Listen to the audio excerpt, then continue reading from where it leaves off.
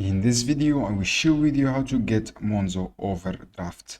So you can get, if you are eligible for overdraft, log in your account. The first steps, set up your login option and then click on your profile icon and then choose your personal account. From here, choose your personal account.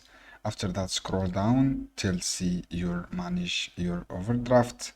From here you can scroll down, guys, as I say, and then click on your overdraft option. So guys, if you are not eligible to set up your overdraft, you can set up from your profile. Go to your profile icon and then scroll down and then click on turn on your overdraft. So if you if you are not eligible. If you are eligible, just click change your overdraft limit, and then you can change your overdraft limit also from the manage your overdraft here. So friends, I hope this guide helpful for you. Don't forget to give like and give share this video for more content.